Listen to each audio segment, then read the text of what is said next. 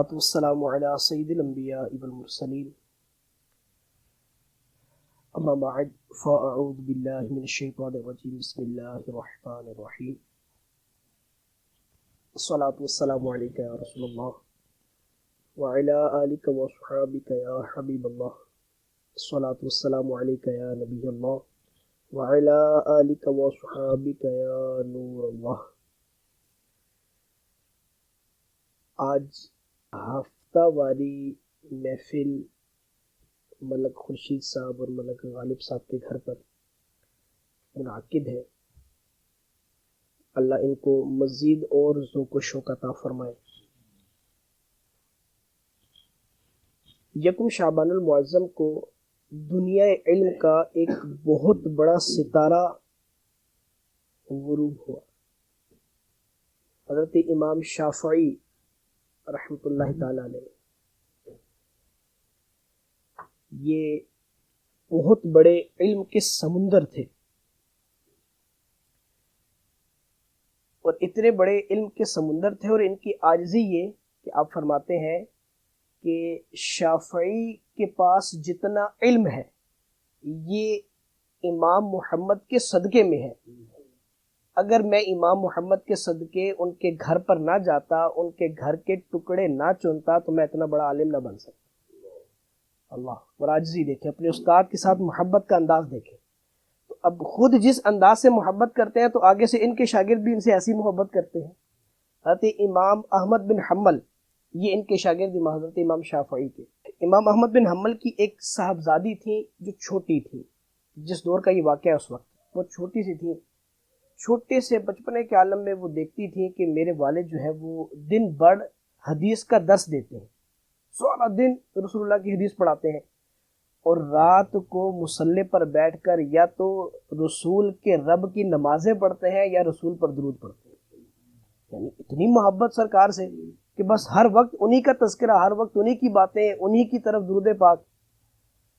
بڑی متاثر ہوئی۔ ظاہر ہے کہ بچے اپنے والدین کو دیکھ کر سیکھتے ہیں، تو اب وہ چھوٹی سی عمر میں جب والد کو اس طرح دیکھ رہی ہیں تو بڑا متاثر ہو رہی ہیں۔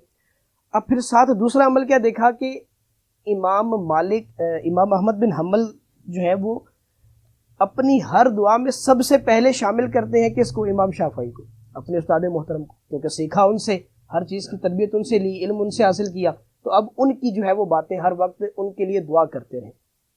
تو اب ان کی بیٹی جو ابھی چھوٹی سی ہے، اس کے ذہن میں یہ بات پیدا ہوئی کہ اگر میرا والد اتنے نیک ہیں، تہجد بھی پڑھتے ہیں، ساری رات عبادت کرتے ہیں، سارا دن حدیث پڑھاتے ہیں، تو یہ جن سے انہوں نے سیکھا وہ کس قدر نیک ہوں گے، ان کا مقام کیا ہوگا۔ تو اب یہ بار بار جب حدیث ان کی دعا سنتی رہی تو ان سے حضرت امام شافعی سے ان بیٹی کو بھی محبت ہو گئی۔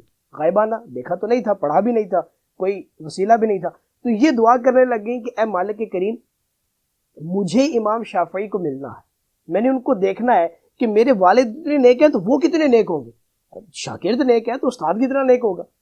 اب یہ دعائیں کرنے لگی تو ان کی دعا ایک دفعہ قبول ہوئی۔ کیسے قبول ہوئی کہ امام شافعی کا خط آیا امام احمد بن حنبل کی طرف، کہا کہ میں جو ہے وہ آپ کے بغداد میں، چونکہ امام احمد بن حنبل جو ہے یہ بغداد میں رہا کرتے تھے، تو کہا آپ کے بغداد میں ایک بوڑھے فلاں بزرگ ہیں، ان کے پاس ایک حدیث ہے۔ اب حدیث کا شغف دیکھیں کہ حدیث سیکھنے میں کتنی طلب ہے، کہ ان کے پاس ایک حدیث ہے جو وہ بیان کرتے ہیں، وہ حدیث اور کسی کے پاس نہیں ہے، تو میں وہ حدیث ان سے لینے کے لیے آنا چاہتا ہوں، فلاں وقت پر آؤں گا تو تم بھی میرے ساتھ چلنا۔ ہم مطلب اپنے آنے کی اطلاع بھیجی اور کچھ باتیں خط میں لکھی۔ جب وہ خط پہنچا تو امام احمد بن حنبل تو خط دیکھ کر جھوم گئے کہ میرے استاد تشریف لا رہے ہیں۔ تو اب ادھر خط پہنچا، ادھر یہ استاد کی تیاریاں کرنے شروع ہوئے، ادھر سے استاد جو ہے وہ ان کو لینے کے لیے، ان کی طرف آنے کے لیے چل پڑے۔ اب جب بیٹی نے سنا تو اس کی دلی مراد پوری ہو گئی کہ میں تو امام شافعی سے ملنے والی ہوں، تو اب وہ بھی تیاریاں کرنے لگ گئیں کہ امام صاحب یہاں تشریف لا رہے ہیں۔ امام صاحب یہاں پر پہنچے تو امام احمد بن حنبل کی جو عادت تھی وہ یہ تھی کہ آپ جو ہے وہ صرف آدھی روٹی کھایا کریں، صرف آدھی روٹی۔ تو اب بیٹی نے جب دیکھا نا کہ میرے والد آدھی روٹی کھاتے ہیں، تو چونکہ یہ استاد میرے والد کے استاد ہیں تو یہ آدھی سے بھی آدھی روٹی کھائیں گے اور کم کھائیں گے، لیکن پھر بھی احتیاطاً انہوں نے 8 روٹیاں بنائیں۔ بچی نے 8 روٹیاں جو ہے وہ ان کے لیے کھانے میں بھیجی، تو استاد محترم تو 8 کی 8 کھا گئے، ساری کھا گئے۔ اب بچی کے ذہن میں ہے کہ یہ کیا، میرے والد تو آدھی روٹی کھاتے ہیں، امام صاحب ساری روٹیاں کھا گئے۔ پھر سوچا کہ شاید ہو سکتے ہیں تھکے ہوئے ہوں گے، تو راستے میں پتہ نہیں کچھ کھایا نہیں کھایا، چلو کوئی بات نہیں۔ اب انہوں نے مصلی بچھا دیا، بیٹی نے ان کے کمرے میں مصلی بچھا دیا، کیونکہ چھوٹی بھی ہے، سامنے آنا جانا بھی ہے، ابھی پردہ بھی فرض نہیں ہوا، بالغ بھی نہیں ہے، تو مصلی بھی بچھا دیا کہ چونکہ والد ساری رات عبادت کرتے ہیں تو یہ بھی کریں گے، یار استاد ہے تو یہ زیادہ عبادت کریں گے۔ تو امام شافعی صاحب نے جو ہے وہ بستر بھی لگا ہوا تھا، تو بستر پہ لیٹے، چادر اوڑھی، سو گئے۔ امام صاحب رات کو نفل پڑھ رہے ہیں، امام شافعی صاحب آرام فرما رہے ہیں۔ اب وہ انہوں نے پھر یہ سوچا کہ ہو سکتا ہے کہ تھکے ہوئے تھے، سفر میں تھے، سو گئے، چلو کوئی بات نہیں، کل عبادت کریں گے، آج سفر کی تھکان اتار رہے ہیں۔ صبح تہجد کے لیے پانی رکھا، وہ پانی بھی استعمال نہیں کیا، تہجد میں بھی اس سے وضو نہیں کیا، فجر میں بھی نہیں کیا، ایسے ہی چلے گئے بغیر وضو کے، جناب وہ جا کے نماز پڑھے۔ بیٹی اور حیران، یہ کیسے ہو سکتا ہے، کتنا بڑا امام، اور میرے والد نے جس سے سیکھا، اور میرا والد جناب دنیا کو سکھاتا ہے، اور یہ خود ان کے استاد جو ہیں انہوں نے وضو نہیں کیا، بغیر وضو کے چلے گئے۔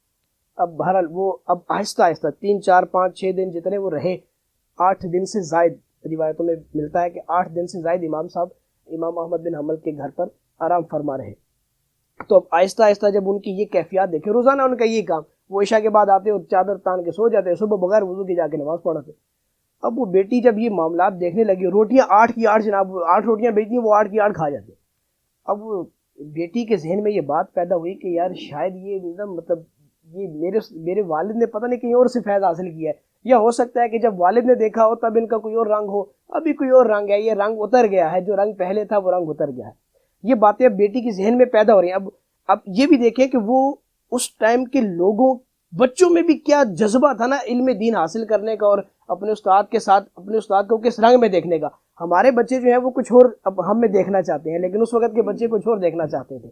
تو بہرحال وہ ان کا جو امام شافعی کا جو انہوں نے اپنے ذہن میں ایک سٹرکچر بنایا تھا، وہ ان کے ذہن سے اتر گیا، بچی کے ذہن سے اتر گیا۔ انہوں نے کہا نہیں، یہ وہ شافعی نہیں ہے جن کو میرے والد نے دیکھا تھا۔ بہرحال جب وہ جانے لگے واپس، تو امام صاحب کو بلایا، اور آخری جو جملے بولے نا امام احمد بن حنبل کے سامنے، وہ بیٹی نے سنے تو بیٹی کی چیخیں نکل گئی، اور وہ سننے سے تعلق رکھتے ہیں۔ امام شافعی نے امام احمد بن حنبل سے فرمایا کہ بیٹا بات یہ ہے کہ میں نے راستے میں نا بس گزارا کیا ہے، ہلکا سا کھانا کھایا ہے، کہ اتنا کہ میں سفر کو جاری رکھ سکوں، چند نوالوں پر گزارا کرتا آیا ہوں۔ کیوں؟ کیونکہ مجھے نہیں پتا تھا کہ لوگوں کی نظافت کیسی ہے، لوگ گوشت بنا رہے ہیں تو وہ حلال طریقے سے بنا رہے ہیں یا حرام طریقے سے بنا رہے ہیں، جو کھانا بنا رہے ہیں اس وقت ان کی کیفیت کیسی ہے، وہ کس کیفیت میں کھانا بنا رہے ہیں۔ اس لیے میرا دل نہیں کیا کہ میں اس کھانے کو رغبت کے ساتھ کھاؤں، اتنا کھایا کہ بس میں چلنے پر قوت حاصل کر سکوں۔ تمہارے گھر پہ جب پہنچا تو مجھے اس بات کا علم تھا کہ اس کی تربیت چونکہ میں نے کی ہے، اس کا گوشت بھی حلال ہوگا، اس کی روٹی بھی حلال کی ہوگی، اس کے پیٹ میں کوئی حرام کا لقمہ نہیں جائے گا، اس کے گھر میں ایک دانہ بھی حرام کا نہیں آ سکتا۔ تو اس لیے میں نے پیٹ بھر بھر کے کھانا کھایا، 8 روٹیاں کھائی، کبھی دن میں اپنے گھر میں ایک ساتھ 2 روٹیاں بھی پوری نہیں کھائیں۔ تمہارے گھر میں 8 روٹیاں اس لیے کھائیں کیونکہ تمہارے گھر کا جو رزق تھا میں نے اس کے اندر سے نور نکلتا دیکھا ہے۔ مجھے پتا تھا کہ یہ میرے پیٹ پر بوجھ نہیں بنائے گا، میرے جسم پر بوجھ نہیں بنائے گا، اس لیے میں نے 8 روٹیاں کھائی۔ اور پھر پتا ہے تمہاری 8 روٹیاں کھا کر میں کرتا کیا تھا؟ کہا حضور نہیں پتا آپ کیا کرتے تھے۔ کہا تمہاری 8 روٹیاں کھانے کے بعد جب میں عشاء کے بعد بستر پر لیٹتا تھا تو جو آیات تم عشاء کی نماز میں تلاوت کیا کرتے تھے، اس ہر ایک آیت کی ایک 100 تفسیریں لکھتا تھا۔ مطلب اس دور میں لکھنے کا یہ رواج نہیں تھا، ان کے ذہن میں آ گئی تو محفوظ ہو گئی۔ ان کے ذہن تو اچھے تھے کیونکہ ہماری طرح وہ بدنگاہی اور آنکھوں کو گناہوں کی طرف تو لاتے نہیں تھے کہ بات ابھی کی تو ابھی بھول گئے، ان کو تو باتیں یاد رہتی تھی۔ تو کہا ایک آیت سے 100 تفسیر میں نے نکالی ہے، اور تمہاری ان دنوں کی جتنی بھی آیات ہیں تم ان کی 100 تفسیریں مجھ سے سن سکتے ہو۔ میں رات کو جب بستر پر لیٹتا تھا، صبح فجر کی نماز تک میں وہ 100 تفسیریں مکمل کر لیا کرتا تھا، اور پھر فجر اور پھر عشاء کے اسی وضو سے، جس وضو سے میں نے عشاء پڑھی تھی، اسی وضو سے جا کے میں فجر کی نماز پڑھا کرتا تھا۔ اس لیے تمہارے کمرے کا موجود پانی مجھے فجر کے لیے ضرورت ہی پیش نہیں آتی تھی کہ میرا تو وضو ہے، کیونکہ میں تو ساری رات علم کی باتیں تلاش کرتا رہا۔ یہ جب بات سنی تو اس بیٹی کے منہ سے چیخ نکل گئی، पर्दे के पीछे खड़ी है, चीख निकल गई। इमाम साहब अंदर तशरीफ लाए, इमाम अहमद बिन हंबल पूछा बेटा तुम्हें क्या हुआ, तुम क्यों रो रही हो? कहा बाबा जान मेरे दिल में तो इस तरह का शक पैदा हुआ था कि ये कैसे उस्ताद है कि मेरा वालिद जो है वो तो सारी रात जाकर इबादत करता है और ये सो रहे हैं, लेकिन इमाम साहब मैंने ये देख लिया कि आप तो इबादत जो कर रहे हैं वो अपनी जात के लिए कर रहे हैं, शाफी जो इबादत कर रहा है वो पूरी दुनिया के लिए कर रहा है, तो पूरी दुनिया के लिए इल्म के मोती चुन रहा है, इल्म के मोती तलाश कर रहा है। इस बात से हमें दो बातें सीखने को मिलती है। नंबर एक ये कि हमें अपनी जात के लिए नहीं जीना, दुनिया के लिए जीना है। अगर हम अपनी जात के लिए जिएंगे तो वो तो हम अपना जिए ना, हमने अपने आप को सुधारा, जो कुछ भी किया हमने लोगों के लिए क्या किया। एक मुसलमान को इस तरह की शख्सियत बनानी चाहिए कि उसके साथ लोग जुड़ जाएं, वो लोगों की हेल्प करे, लोगों की हर मामले में मदद करे, चाहे वो इल्म दीन का मामला है, चाहे वो वेलफेयर का मामला है, चाहे वो बीमारी का कोई मामला है, हर तरह से लोगों की खैरखाही करना ये एक मुसलमान की शान है कि वो लोगों की खैरखाही करे। फिर दूसरी जो इस वाक़े से हमें जो मेन दूसरी बात पता चलती है वो ये है कि हम किसी के साथ एकदम से बदगुमान ना हो, हम उसके मामलात को देखें और देखने के बाद हम फट से, आजकल तो बहुत एक रुझान बन गया कि हम फौरन फतवा लगाते हैं, भाई ये काम कर रहा है, ये तो इसलिए कर रहा है कि ये जनाब लोगों को दिखाना चाहता है, ये इसलिए कर रहा है कि इसका ये मामला है, ये हम फौरन जनाब बदगुमानी की तरफ जाते हैं। आला हजरत फरमाते हैं किसी शख्स की अगर आप एक बात सुने और उसके 99 पहलू कुफर की तरफ जाते हो और एक पहलू इस्लाम की तरफ जाता हो तो वो एक पहलू लेना ये तुम पर वाजिब है कि तुम उस एक पहलू को लो, 99 को छोड़ दो। मुसलमान की बात को, मुसलमान के काम को, मुसलमान की चीज को कभी भी हम गैर महल की तरफ ना लेकर जाएं, बल्कि उसको अच्छाई की तरफ लेकर जाएं। बदगुमानी इससे बचें, बदगुमानी बहुत बड़ा गुनाह है। अल्लाह मुझे और आपको इस बदगुमानी के एक कबीह फेल से बचाए। आमीन बिजाह नबी अमीन। व आखिर दावाना अल्हम्दुलिल्लाह।